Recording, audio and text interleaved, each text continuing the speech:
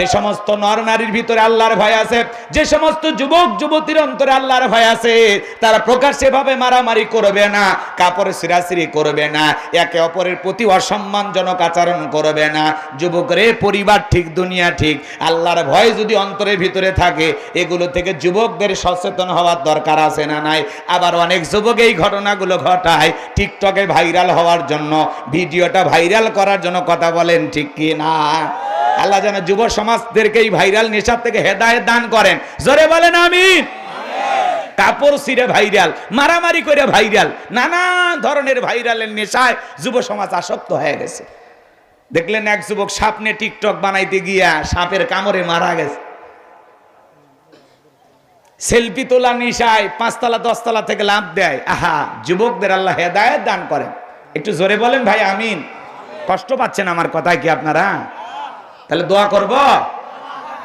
এ বাজান গো আমার, আপনাদের নির্ধারিত সময় এখনো শেষ হয় নাই, একটু অপেক্ষা করেন, সামনের দিকে যায়। যত দ্রুত বাড়তেছে আলোচনা শেষ করে দেব, কষ্ট দেব না।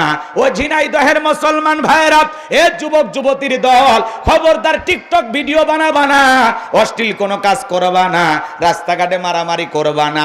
দাম্পত্য জীবনে অশান্তি হতেই পারে, তাই বলে স্ত্রী কোনোদিন স্বামীর কাপড় ছিঁড়ে আন্দোলন করলে হবে না। কথা কয় না? যা করবা ঘরের ভিতরে করবা, রাস্তাঘাটে করবা না। আল্লাহ যেন যুব সমাজকে একটু সঠিক বুঝ দান করেন। জোরে বলেন আমিন। আর একটু জোরে বলেন না ভাই আমিন। চলেন বাজান গো আমার, কি যেন বলছিলাম ভুলে গেছেন মনে হয়। কথা কন না কেন?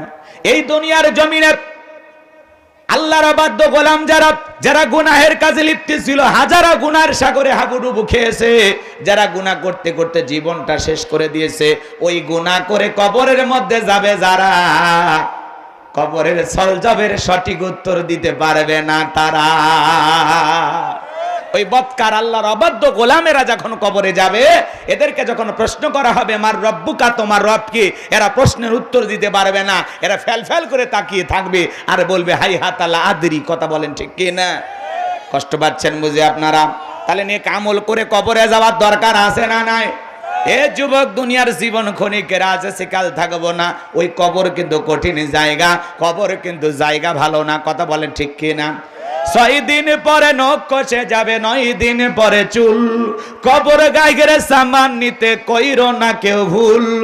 6 দিন পরে নখ কষে যাবে, 9 দিন পরে চুল, কবর গায়ের সামান নিতে কইরো না কেউ ভুল। কবর জায়গা ভালো নয়, কবর জায়গা ভালো নয়।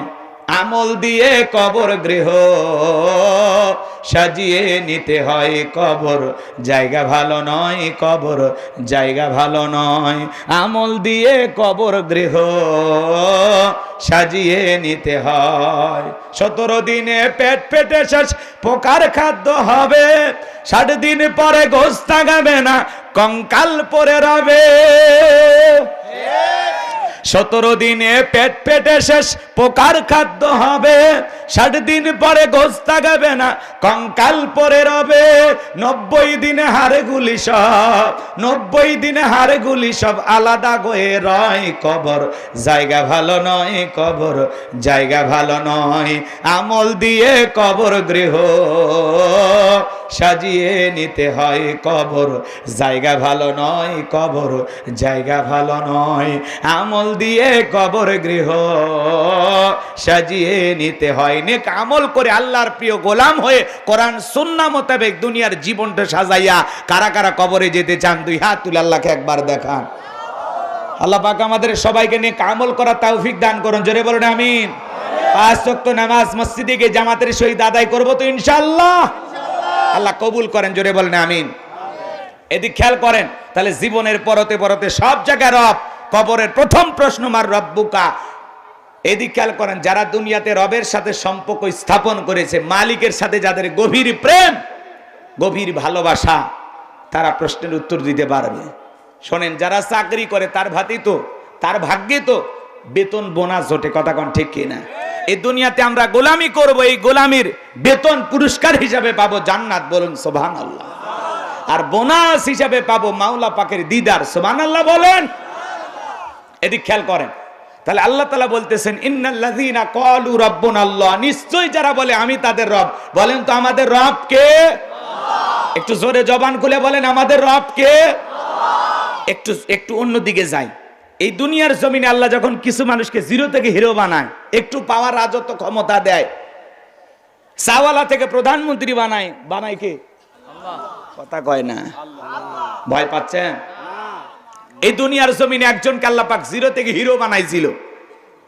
এই ক্ষমতার চেয়ারে বসে দাম্ভিকতা অহংকারে বলে আনা রব্বুকুমুল আলা, আমি বড় প্রভু, আমি বড় খোদা। এর নাম ছিল কাবুস। বলকিয়াও বলা হতো। কিপ্তিদের তরফ থেকে স্পেশাল নাম ছিল রামশিস। আর মিশরের বাদশাহ হওয়ার পরে উপাধি নাম হলো ফেরাউন।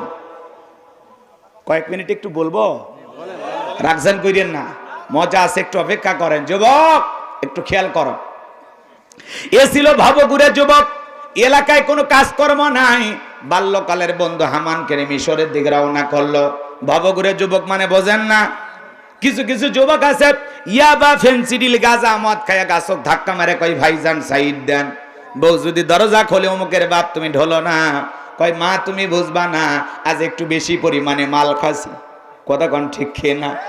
এই যে গতকালকে ঈদের দিনে কত যুবক মাতলামি করতেছে, মদ খাইয়া মোটর সাইকেলে চালাইতেছে, নিজেকে কন্ট্রোল করতে পারে না, দুর্ঘটনায় মারা গেল। এক যুবক দেখলাম বাজান গো আমার মদ খাইছে, এমন খাওয়া খাইছে, মদ খায় মোটর সাইকেলে চালাইতেছে। মদের নেশার পিনি কেমন ভাবে উঠছে বাজান গো আমার। এইবার মোটর সাইকেল থামে রাইখা রাস্তার মধ্যে এরকম দুলতে দুলতে দুলতে লোকটা পড়েই গেল। মানে নেশা লাগছে, কথা বোঝেন নাই? মানে মাতাল তো ঠিক নাই। দেখলেন না কয়েকদিন আগে একটা মাতাল ছেলে, নেশাগ্রস্ত একটা সন্তানকে বাবা ওই নেশাগ্রস্ত সন্তানের অত্যাচারে অতিষ্ঠ হয়ে মা বাবাকে গালিগালাজ করতে সহ্য করতে না পেরে বৃদ্ধ বাবা গাজীপুরে কুড়াল দিয়া কুপাইয়া ছেলেকে বিদায় করছে। এই মাতালদের অত্যাচার সহ্য করা যায় না। যারা নিশাদ্রব্য পান করো, মাদক সেবন করো, এ যুবক মনে রাখবা, এই নেশাখোরেরা ভালো বাবা হতে পারে না, ভালো স্বামী হতে পারে না, ভালো মানুষ হতে পারে না। এরা সমাজের সবচাইতে বদনামালা মানুষ। নিশাদ্রব্য পান করো বেটা, বেহায়া, শরম লাগে না? নিজের টাকা দিয়ে এগুলো আজেবাজে জিনিস কিনে খাও কেন? আপনাদের এলাকায় অবশ্য এগুলো নাই। অনেক এলাকায় সন্তানেরা ঘরের দরজা বন্ধ করে জিকির করে, ইয়াবা ইয়াবা ইয়াবা ইয়াবা। চিন্তা করে বাবা এটা কিসের জিকির? ট্যাবলেটটা কিসের? জ্বর সর্দি গলা ব্যথা কাশ পায়, কিচ্ছু বোঝার দরকার নাই। টাকা দেয় নইলে তোর মাথা ফাটাবো। পিতা মাতা বাধ্য হয়ে সন্তানকে নিশার টাকা দেয়। কথা বলেন ঠিক কিনা? আজকে সমাজ নিশার সাগরে হাবুডুবু খায়। ওপর থেকে আওয়াজ দেওয়া হয় আমরা মদ নেশা এগুলো বন্ধ করার ব্যাপারে একটা বিশাল পদক্ষেপ হাতে এনেছে। ঘোড়ার ডিম, মুখে যা বলে বাস্তবে তা মেলে না। কথা কয় না কে? একটা রাষ্ট্র চাইলে কি না হয়, এক পিস অবৈধ কোন নিশাদ্রব্য বাংলাদেশে ঢুকবে না। রাষ্ট্র চাইলে সম্ভব কিনা? হাজার হাজার ইয়াবার চালান আসতেছে, ফেন্সিডিল আসতেছে। আপনাদের এলাকায় অবশ্য এগুলো নাই। আছে? খান গাঁজা খায় না? গাঁজা বেশি খায়? ভালো, খুবই ভালো। ওটা ওটা মানে সবজি না, ওটা খালি ক্ষুধা মেটে। হ্যাঁ গাঁজা, আহারে যুবক এদেরকে পরে সাইজ করতেছে। চলেন সামনের দিকে যায়, কথা অনেক বলবো, রাগ করতেছেন বুঝি? লিল্লাহে তাকবীর। তাহলে ইয়াবা ফেন্সিডিল নিশাদ্রব্য পান করা যাবে না। যুবকরে মাদককে না বলুন, মাদককে না বলুন। মাদক দ্রব্য পান করা, নিশাদ্রব্য পান করা এগুলো হারাম। মদ পান করা এগুলো জায়েজ না হারাম? তাহলে যুবক এগুলো খাওয়া যাবে? জোরে বলেন খাওয়া যাবে। যারা শরাব পানকারী এরা জান্নাতে ঢুকবে না। কথা বলেন ঠিক কে না? যুবক রে এখনো সময় আছে, পরিবর্তন হয়ে যাও। আমি যে কথা বলতে চাচ্ছিলাম বাজান, এই ভবঘুরে যুবক কাবুস নামের ফেরাউন চলে গেল মিশরে। সর্বপ্রথম হলো তরমুজের ক্ষেতের লেবার। এদেশেও বাংলাদেশে যারা তরমুজের ব্যবসায়ী আছে বাজান, মাঝে মাঝে এরা ফেরাউন কেউ হার মানায়। কথা কন ঠিক কে না? রমজান মাসে মাঝে মাঝে এমন কারসাজি করে তরমুজের ব্যবসায়, যে তরমুজ 100 টাকা 200 টাকা 300 টাকা পিস কেনে, ওই একই তরমুজ আবার 800 টাকা 1000 টাকা দিয়ে বিক্রি করে। লাভ রে লাভ, ডবলেরও ডবল। আছে না নাই? যে সমস্ত তরমুজ ব্যবসায়ী ভাইয়েরা এইভাবে জনগণের সাথে চিটিং কইরা বাটপারি করে টাকা লুটপাট করে নেবেন, মনে রাখবেন আপনাদের মতো তরমুজের ব্যবসা করত, এর নাম ছিল ফিরাউন। ফিরাউন পৃথিবীর জমিনে সর্বপ্রথম তরমুজের ব্যবসা করেছিল। আজকে যারা দুনিয়ার জমিনে তরমুজের ব্যবসা নিয়ে এরকম সিন্ডিকেট তৈরি করবেন, কালোবাজারি ব্যবসা করবেন, জনগণের সাথে প্রতারণা করবেন, জুলুম করে টাকা ইনকাম করবেন, আপনাদের মতোই ফিরাউনও ব্যবসায়ী ছিল। ফিরাউন আর আপনার মধ্যে কোনো পার্থক্য নাই। কথা বলেন ঠিক কি না? আমার ভাইয়েরা গভীর মনোযোগ দিয়ে শোনেন বন্ধুগণ আমার। ও ঝিনাইদহের মুসলমানেরা, এই ভাবগুড়ে যুবক তরমুজের খেতের লেবার কিছুদিন লিভারি করার পর আর ভালো লাগে না, তরমুজের ব্যবসা বাদ দিয়া ওই দেশে সরকারি গোরস্থানের দারোয়ান লাগবে। হাজার হাজার মানুষ ইন্টারভিউ দেওয়ার জন্য লাইনের মধ্যে দাঁড়ায় গেছে। কাগজ নামের ফেরাউনও দাঁড়ায় গেছে। এইবার একে একে যখন ফেরাউনের পালা, ডেকে বলে বাদশাহ, ভিন দেশ থেকে বুক বাড়া আসানে আপনার দেশে এসেছি, চাকরিটা যদি আমার দেন সারা জীবন আপনার প্রতি কৃতজ্ঞ থাকবো। আর আমি আপনার অনেক সুনাম শুনেছি, আমি যতটুকু জানি আপনার চাইতে ভালো মানুষ আর কেউ নাই। এমন ভাবে বাদশার প্রশংসা করলেন, কথাগুলো উপস্থাপন করলেন, বাদশার মায়া লেগে গেল। কথা আছে দুষ্ট লোকের মিষ্টি কথা। এইবার বাদশা ডেকে বলে, গোরস্থানের দারোয়ান হিসাবে কাবুজ নামের ফেরাউনকে আমি চাকরিটা দিয়ে দিলাম। এইবার মিশরের সরকারি গোরস্থানের দারোয়ানের চাকরি পাওয়ার পরে ফেরাউন চিন্তা করে, বাদশা প্রতি মাসে আমাদেরকে বেতন দিবে, ঠিক আছে, কিন্তু এই বেতন দিয়ে চলবে না, আমার সাইট আলাদা ইনকাম করা দরকার। এইবার সমস্ত লোকজনকে ডেকে বলে, শোনো, তোমরা যারা মিশরের গোরস্থানে লাশ দাফন করতে চাও, লাশ প্রতি আমার একটা করে দিরহাম দেওয়া লাগবে, না হলে আমি লাশ দাফন করতে দেব না।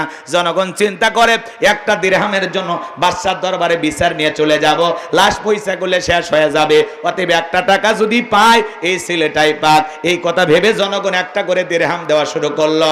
বাজান গো আমার, আপনারাই বলেন তো, 1 টাকা হলে এইটাও কি ঘুষ? কথা কয় না, বোঝেন বোঝেন। তবে বাংলাদেশে কিন্তু কোনো ঘুষের সিস্টেম নাই। আছে আছে। শোনো এই দেশটার গল্প করি, দেশটা মনে হয় স্বপ্নপুরী, সুদখোর ঘুষখোর মদখোর জুয়াখোর হে তাই আছে ভুরি ভুরি, হে তাই আছে ভুরি ভুরি। এ দেশে অসৎ কামাই কেউ করে না, তবে ঘুষের টাকা পেলে কেউ তো ছাড়ে না। টেবিলের নিচ দিয়ে হাত বাড়িয়ে কালো টাকাটা নেই সারিয়ে, টেবিলের নিচ দিয়ে হাত বাড়িয়ে কালো টাকাটা নেই সারিয়ে। করছে ওরা বড় দেশের চুরি, করছে ওরা বড় দেশের চুরি। শোনো এই দেশটার গল্প করি। আসতে ভয় পায় মনে হয়। দোয়া করবো একটা 60 তাকবীর দেন তো, লিল্লাহে তাকবীর। একটা ছেলের চাকরির জন্য 10 লাখ 15 লাখ 20 লাখ টাকা পর্যন্ত ঘুষ দেওয়া লাগে ওপরালাকে। ওপরালা বলতে কি ফেরেশতারা নিয়ে যায়? হ্যাঁ, আমাদের বগুড়া সারিয়াকান্দিতে প্রশাসনে নিয়োগ দেওয়া হলো 120 টাকায় পুলিশের চাকরি। একটা ছোট্ট মেয়ে পুলিশের চাকরি পাইছে, সেই কান্নাকাটি, সেই আবেগ যে এই জামানায় ঘুষ ছাড়া আমার চাকরি হয়েছে। মা বাবা অভাবগ্রস্ত। একটা জয়পুরহাটের একটা ছেলে এতিমখানায় মানুষ হয়েছে, লালন পালন হয়েছে, সেখান থেকে পড়াশোনা কইরা সেও পুলিশে আলহামদুলিল্লাহ চাকরি পাইছে। ছেলেটা প্রশাসনে চাকরি পাওয়ার পরে কান্না করতে করতে অস্থির হয়ে গেছে যে আমার মতো একটা এতিম ছেলে এতিমখানায় লালন পালন হয়েছে, সেই ছেলে প্রশাসনে চাকরি পাইছে। এরকম দরিদ্র মানুষদেরকে যদি চাকরি দেওয়া হয়, এরা অতীত ভুলে যাবে না, এরা সমাজের কল্যাণে ভালো কাজ করবে। কথা বলেন ঠিক কি না? কিন্তু যাদের টাকার গরমে চাকরি নেয়, 10 লাখ 20 লাখ 15 লাখ ঘুষ দেয়া, ও চিন্তা করে ওর ডবল আগে তুলতে হবে।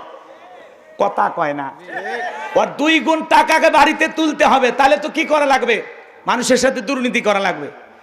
জোর করে দেখেন না মাঝে মাঝে এই লোকটা ভালো, একেবারে নির্ভেজাল লোক, ধরে নিয়ে যাওয়ার সামনে 2-4টা চাকু অস্ত্র দিয়ে বলে অস্ত্র মামলায় চালান করে দাও।